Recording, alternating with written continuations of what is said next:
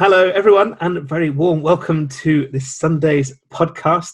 Very exciting today because we're going to be talking about an issue which has, been spanning across the globe for the last 2 weeks to do with Black Lives Matter and all linking back really to the murder of George Floyd, an unarmed black man who was killed in Minnesota in the States, sparking protests in all 50 states, which has then reached to the shores of the United Kingdom.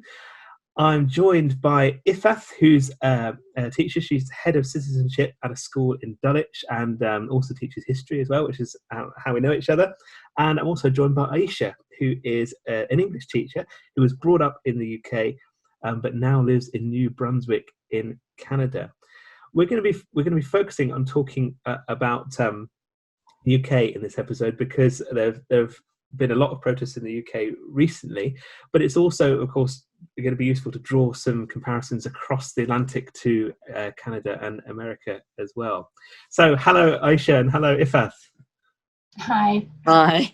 Thanks so much for joining us for this podcast. Let's start off by talking about the murder of George Floyd. Why do you think it's triggered protests outside of the United States? I think lockdown played a part in the sense that everyone's at home. And I also think, obviously, it is quite a damning video watching on social media. And it quickly, social media has played such an, amazing role in highlighting this cause. Like everybody keeps saying, if it wasn't on video, would we have known about it? So I think that's probably one of the biggest reasons why we care about it here. And also for, I know for my friends, family, and everybody here, my students, it's we know so many black people. We know all the sufferings they're going through, so we know that it's not just a US issue. And so just you know what, let's talk about it here on this distance. All my colleagues and stuff are trying to remind people that it's UK too. And it's a good thing that we didn't need to have a killing for that to happen in this country, because that would have been sad. It's nice that we could just go with the movement from the US. That's a really interesting point, actually, isn't it? I mean, it's something that I don't think has been raised in the news that I've seen so far, the fact that it hasn't taken a murder here to make that happen. But of course, there has been the case historically of Stephen Lawrence murder having a great deal of problem in the judiciary system and everything. Aisha, how do you feel about that living in Canada? Why do you think that it's triggered protests outside of the States?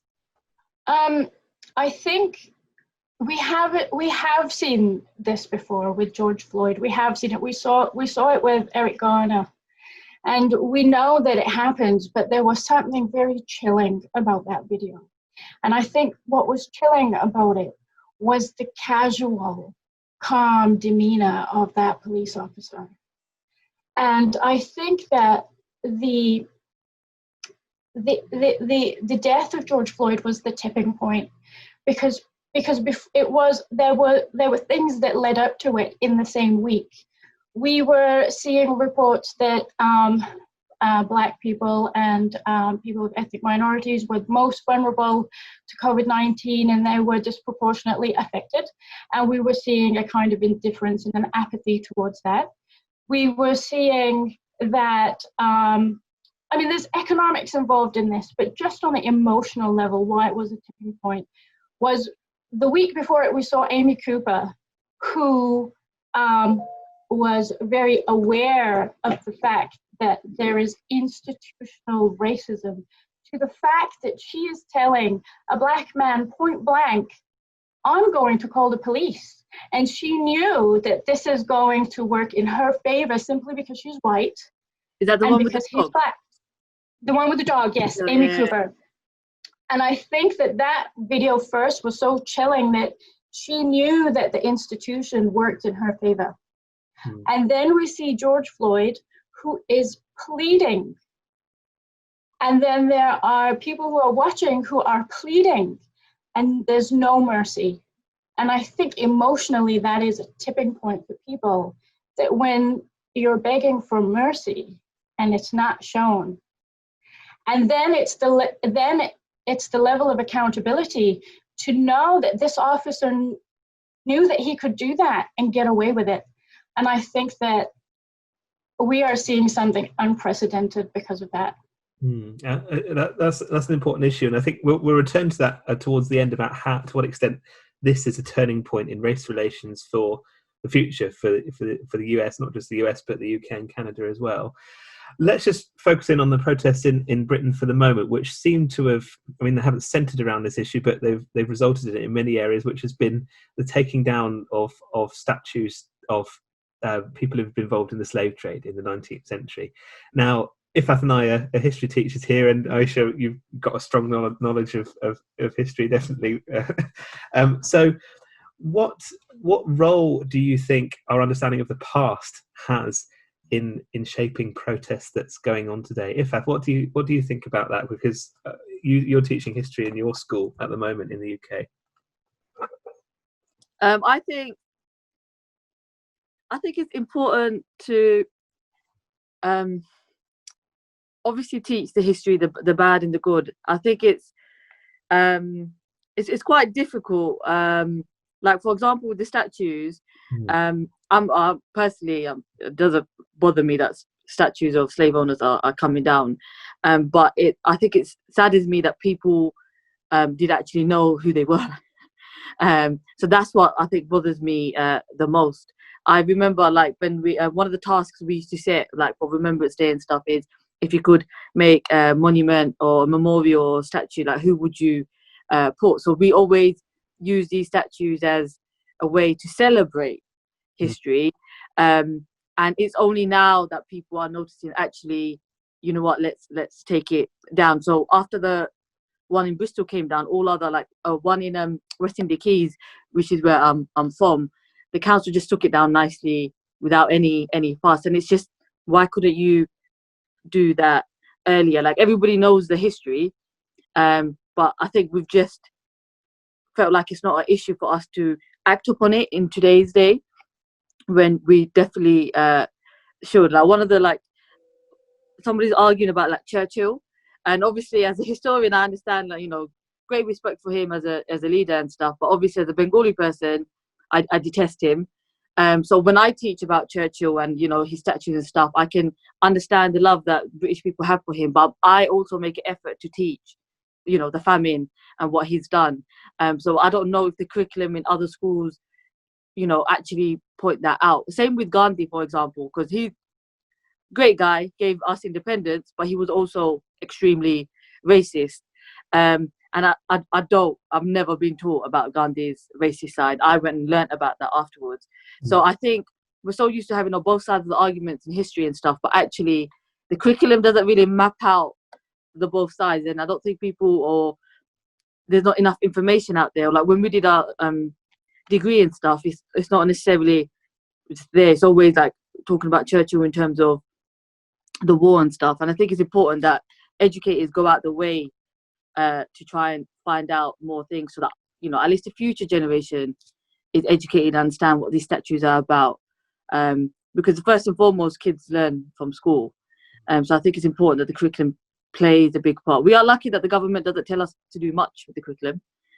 So it is, we especially academies, we could do whatever we want. So I think we should do that, so that, you know, they understand what these statues actually mean. Yeah, but you see it happening in your own teaching, in your own practice, that you're highlighting these issues. It's just difficult to have an understanding of what's happening nationwide. I think it's worth pointing out at this stage that the only compulsory topic that all schools have to teach on the history curriculum is the Holocaust, and right. Yeah.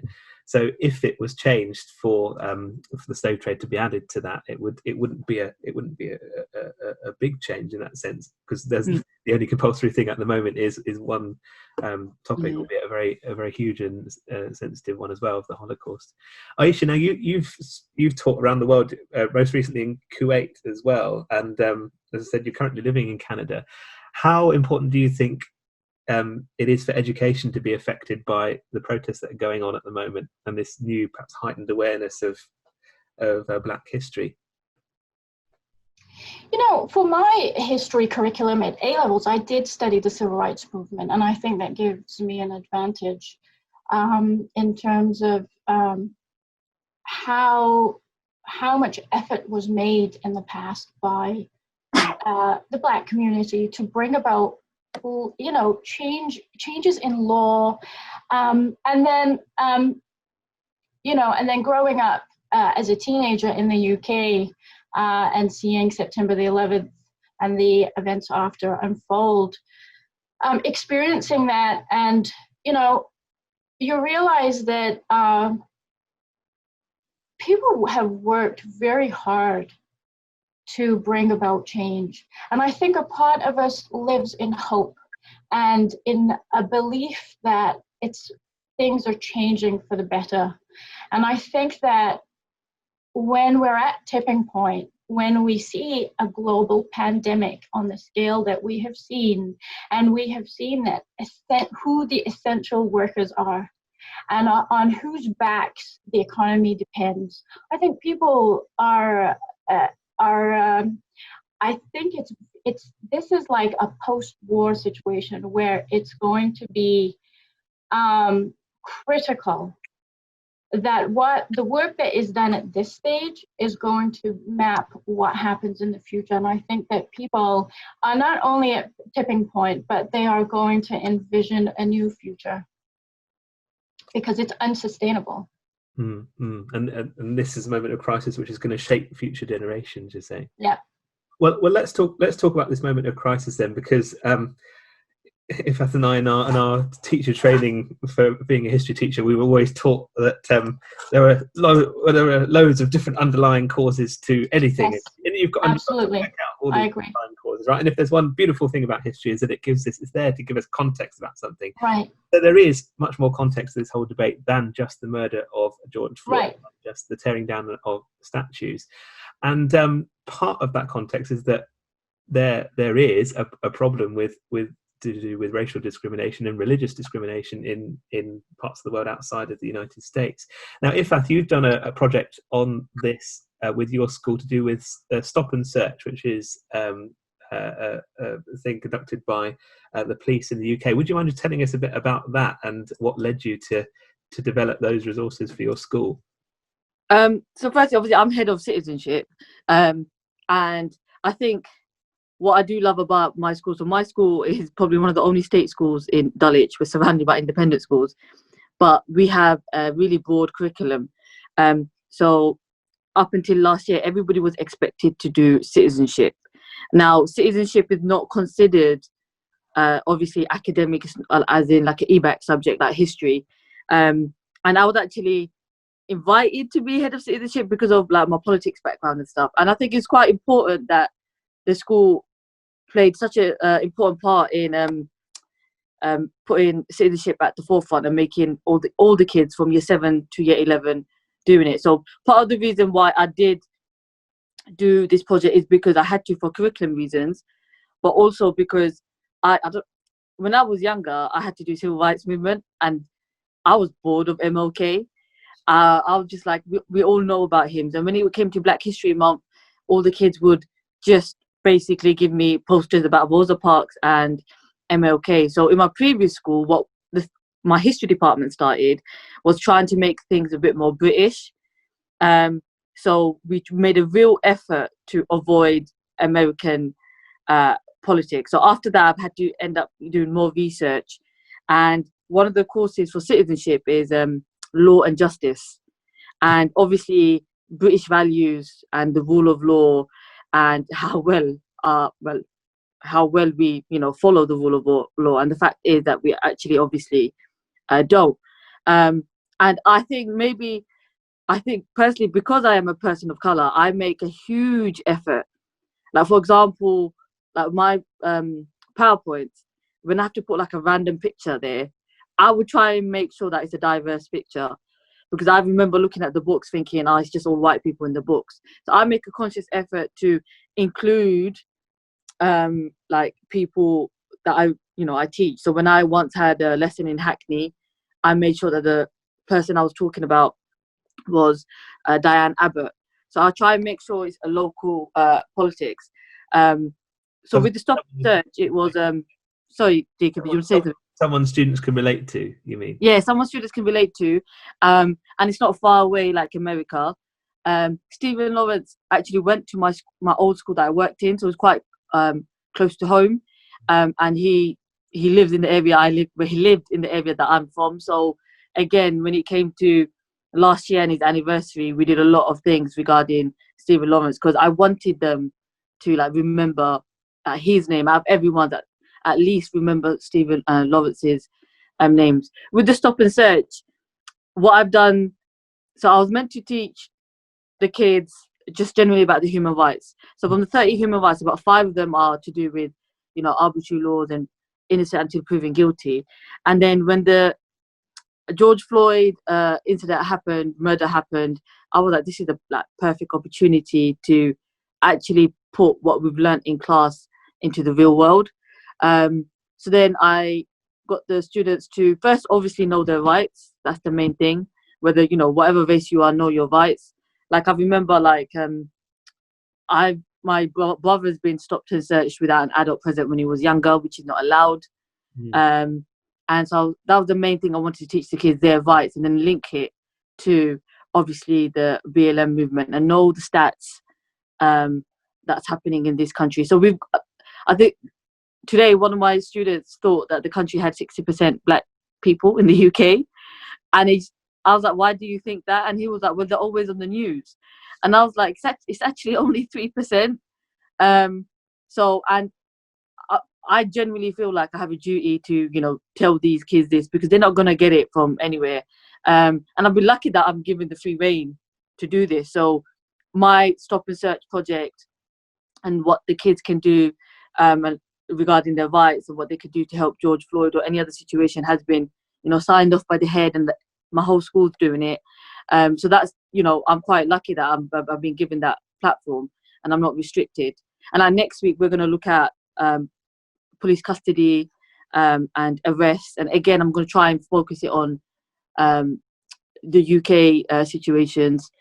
So that's mainly it. The students, I think, do enjoy citizenship because they get to discuss, they get to talk about all these things. And like one of obviously the facts that I gave to them this week, I think that everybody knows now, is that BME are more likely to get stopped and fined for lockdown than their white counterparts, despite only 3% being black. And when I told the students this, I think that's when it hit them. Actually, this racism is a now problem. It's not a thing of the past we learned. Yeah.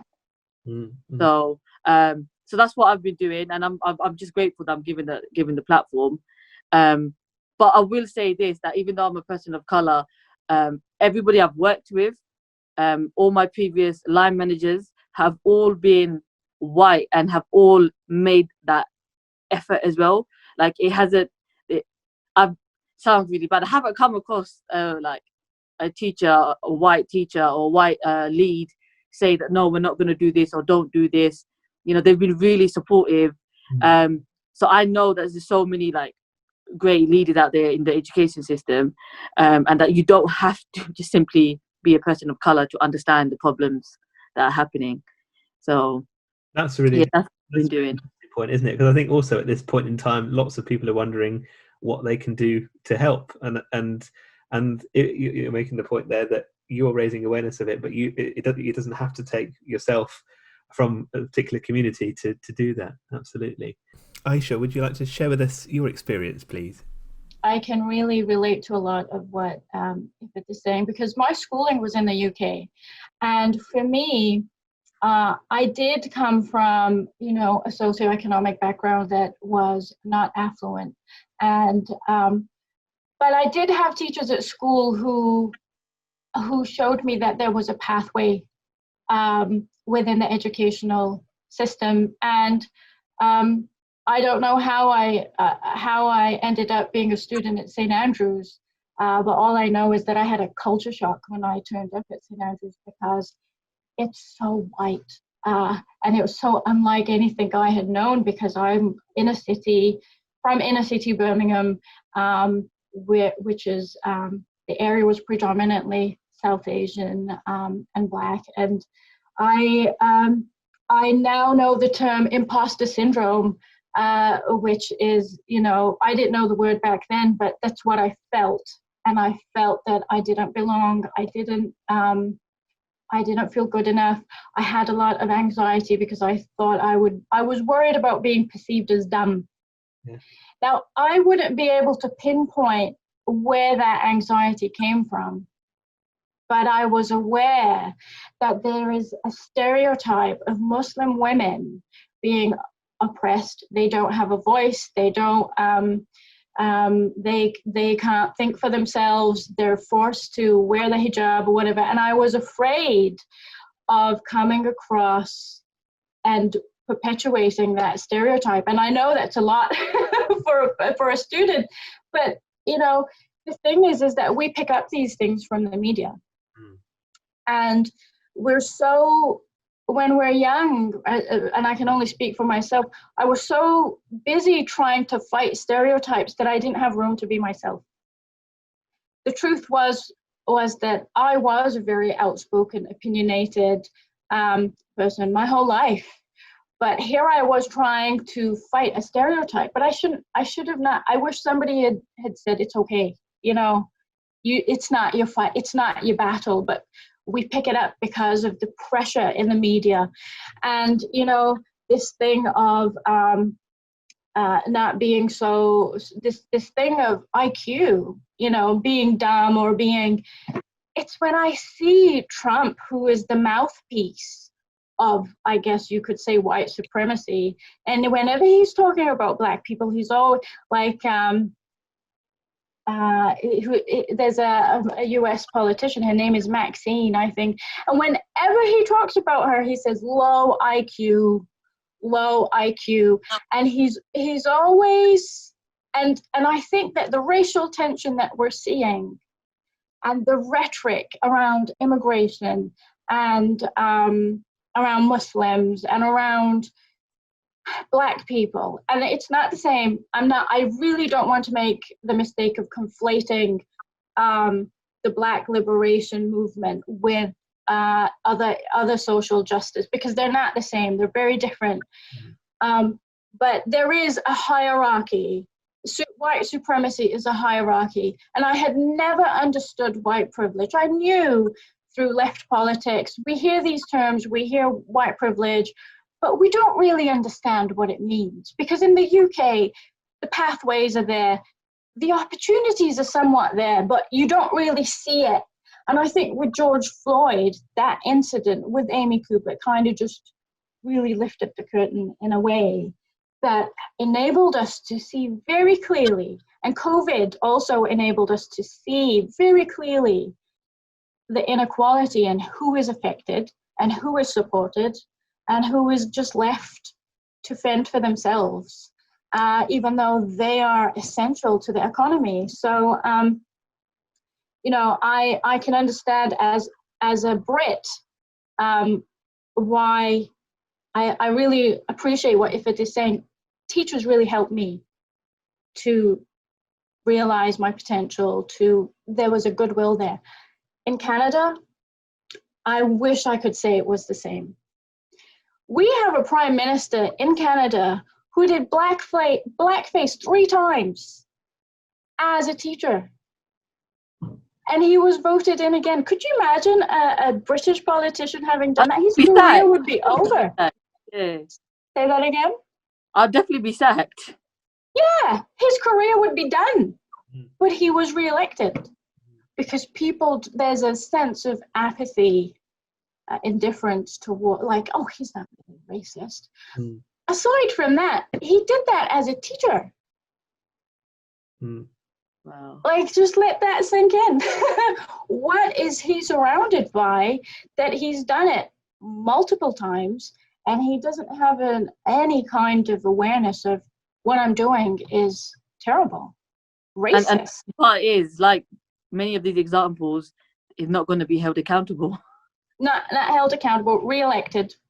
Yeah. And the university that I have obtained my Bachelor of Education from is a Baptist university. We have to take, and it's the only English-speaking university in this region where you can get your Bachelor of Education. So they have requirements. You have to take Bible studies classes, minimum of 2 per year. So For your undergrad, it's higher, but for the Bachelor of Education, you have to take a minimum of 2. And the worldview that I was introduced to was shocking. It's shocking. It made me think about, well, where is this apathy coming from? If in your worldview you believe that people are in the condition that they're in because they deserve it, or because God put them there. And then I was like, okay, so now I understand why there is no active strategy to get people out of cycles of poverty that you see here. And so here in Canada, in this province, I was able to see the link between structural, institutional inequality and racism. And I'm not saying it originates in the church, but certain worldviews can compound that. And it's just the reality. And I really wish that it wasn't that way, but it's in Canada, they have a very good PR, very good, they are welcoming to immigrants. Justin Trudeau has done a lot for refugees, but from province to province, there is a huge race issue. And it's structural. Like I sent a letter into the human rights here about the discrimination that myself and my husband faced. And the human rights have gotten back to us and said, oh, we don't doubt from the evidence that you've sent in that it's discrimination. It's very clear. However, it's the issue of jurisdiction. They are a private university. So a private university that is churning out a cohort of teachers, I would say a third of the teachers are trained at this university, where discrimination and racism is normalized. I have an affiliation with the district here on a provincial level, and nobody has a problem with it.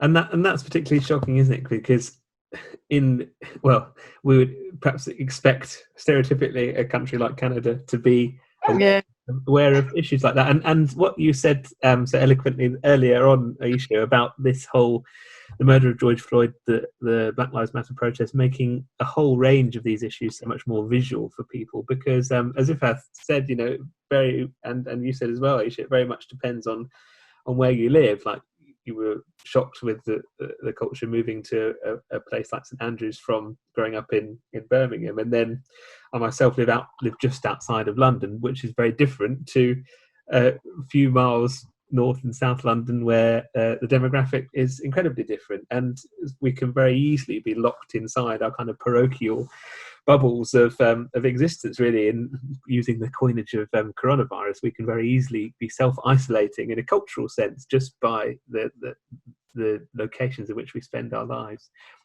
Those are really interesting points. Let's come back to this issue to finish on, or try and finish on a positive thing moving forward, in how far we think these protests going on now can be a turning point for a better future. I mean, as a historian, I don't always like to follow the idea that things get better and better, because I don't think that's really accurate. But we can be hopeful, definitely. What do you think in the education system that you work in? I mean, where do you see things going based off of these protests, and how do you think that's shaken up the system, or will shake up the system? I think, I'm remembering the London riots, and the fact that more police brutality has happened since then.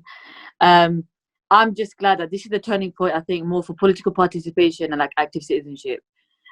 So we obviously saw, like, with the environment movement, like my students on every last Friday or first Friday going protesting, and hear the fact that everyone's rallying around, and that people are, what I've seen, which is different to 2011, while people are now within schools and are also outside, willing to have those discussions about, like, white privilege and systematic racism, and acknowledging that our country does have flaws.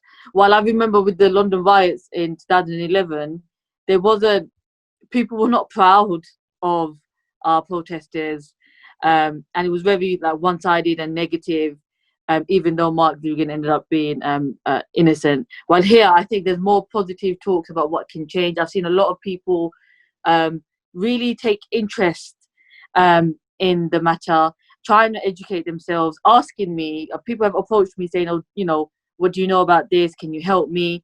So that's quite nice. But I also know, like, for example, is it recently they've passed a bill which allows people suspected of terrorism to be in prison longer. So certain cases where you still don't have a trial, you're still not arrested, you're still not convicted, still taking place. Obviously, that tends to impact more brown people, but anyone, I guess, and Muslim people. But it's surprising that stuff like that is still happening. So I see it as a turning point for the general public, but in terms of policy and people on top, I think what they will realize is if they do something like this again, we will go mad. So this time around, we went mad with George Floyd, and our country has come out in force during lockdown. And I think it's nice. I think it'll be nice to know for a police officer next time that if he's going to attempt any police brutality, that you've got another risk of protest and all of this happening. So I think that is what I see. I'm quite negative with when it comes to policy and the government. They haven't really shown me anything different, but I am glad that that that schools, like my head teacher has encouraged all of us to talk about it, to do lessons on it. I know lots of other head teachers in like predominantly white schools send out letters showing solidarity for it. Once upon a time, that would have not been normal. Like you would have just ignored the issue because it doesn't affect you, especially with schools where there is no black people. But I've seen so many people come out, so that's quite nice, seeing that change. But yeah, like I said, policy wise, it's something to keep tabs on, which I've asked my students to do. I was like, it's not a one-off moment. Keep tabs on what the government's doing regarding stop search, all of this, defunding the police. That's another issue I've seen people try and bring about, and how that might help the situation. So I think not necessarily. I think it's turning point just on a grassroots level at this moment. It's interesting. That's just based on my experience, obviously. Yeah, it's interesting the comparison you made to the environmentalism movement with Extinction Rebellion, and how about a year ago now, I mean, that started to take a firm grip with protests and activism and engaging a much wider range of people, perhaps for similar reasons, that people were fed up and wanted to do something about it. Aisha, how do you feel about the future where you are? I feel very hopeful. I do. And I just, one thing I want to say, that hope takes courage, because we risk we risk feeling disappointment when we feel hope. And I think that when we are talking about the negative incidents, that in of itself is actually a positive thing, because before now it was very difficult to have these conversations. There's this thing in psychology where when your narrative, as if it's a story, is dismissed or, kind of made excuses for, or for the first time in my life, I am seeing people, white people and brown people, say, I have privilege. I have privilege. Somebody had made a comment on a post that I made about, this is rich privilege. They said, no, I'm middle class and I have privilege. I don't get looked at this way. I don't get stopped in this way. And I think for the first time, there's a real deep reflection on people. And it takes courage to say, I have privilege. I benefit from the white structural, the white, the systemic white privilege. I benefit from it. And I don't think people really understood that in a way before now, before COVID, before George Floyd. And I think that is hopeful. I think that when we're talking about these negative incidences, that it's great to even be able to talk about them and people validating them. So that in of itself is a positive thing, because until we do that, we can't move forward. And because those conversations are taking place and they're very uncomfortable, it's very uncomfortable to be the bad guy. It's very uncomfortable to be the one that's benefiting from inequality. we're seeing people rise up to that discomfort and say, yes, we have a problem. And before now, I don't think we've seen that. And so that makes me feel very hopeful. And I feel, I don't want to say excited, it's the wrong word, because there's a lot of work to do. And it's dangerous. It's dangerous work. It's resistance. It's, to dismantle something that we know and it's a structure in place is not an easy thing to do. School, I was just going to say, so my school, the last 2 weeks in tutor time and in assembly have approached so my school is about 60-70% white, about probably 50% middle class, and they approached white privilege in assembly, in tutor time. So when they came to my lesson about stop and search, I didn't have to even go through white privilege because they all understood it. These are year 7 kids as well. Right. And back in the day, the white privilege never, it's not even in the curriculum list at all. Never, It's so nice that my whole school, science department, everyone is in it together talking about it. Yes. So that is quite surprising. So I think that's quite nice that we're moving forward like that as well, because I can't trust, no offense to parents to have those difficult discussions, but it's nice that we're doing it in school, and then the kids can go back to their parents. Like for me, as a brown person, the older generation are pretty racist in the brown community. Yes, yeah, what's absolutely. seen in the media and stuff. But now I can challenge them, and I'll be like, no, this is the way and stuff. So in terms of like white privilege, I'm glad that my, not just my school, my previous school, the teachers I know are genuinely actively talking about it, which would have been a no-go back in my day. Right. And even myself, I have to own that people spoke to me about white privilege and I didn't really get it. I didn't understand it. I would be like, I don't know. My experience has been, and now I'm at a point where I realized I was part of that dismissive, belittling process where I invalidated something that was very real and people were experiencing it, but because I personally didn't experience it or see it, wasn't really willing, I didn't really understand. And so I think that 50 states protesting, I think that's unprecedented. And I think that many of us are afraid that it will nothing will come of it, and people will stop thinking about it. And I think that's where that's where we need courage to continue to hope that it will continue and change, because we're going to try and try and try and try. And, there's no time like the present. Yeah, I've made sure my resources are lasting at least the next 4 weeks. So I said to my students know that I'm not the type of teacher just to do one-off Black Month thing. That's not how I am. So, and at this week, I've made it clear that the next few weeks, everything I'm teaching, I will link it back to the Black Lives Movement. So by the time we do come back, hopefully one day back to school, it'll probably be September, October. But they know that we're just gonna continue. But one of my students was like, "Oh, Miss, we already talked about this," and I was like, "We're gonna continue talking about this for a very long time." Right, and I think before now we haven't had the language and we haven't had the confidence to be able to speak about it. And I think that with the language, like when we talk about white supremacy or a white privilege, it kind of gets taken literally. And so we forget that white supremacy hurts white people too, so that when we speak about white privilege, that we're not laying guilt on white people just because they're white. And so I think that in this time, we are a lot more equipped in terms of language to reach people to understand that, Absolutely. Well, thank you both so much for inspirational words and eloquent words in how you both talked this afternoon. So thank you, Aisha, and thank you very much, Ifeth. Thank you for having me, Jacob. Real honor. Before we close, just if students that are listening to this, if you're interested in finding out more information, on a personal note, the best website that I've found to find out more about race relations in the UK is a website called, an institute called the Institute of Race Relations. They've got a website, irr.org.uk. And if you go on there, there's a very simple breakdown of a whole range of statistics about things like the criminal justice system, about what we talked about with Stop and Search that Ifat had done her project on.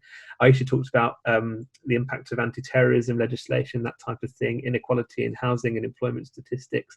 So do go and have a look on there if you want to, as Aisha said, equip yourself with tools to help understand this tricky but necessary issue to develop an understanding of.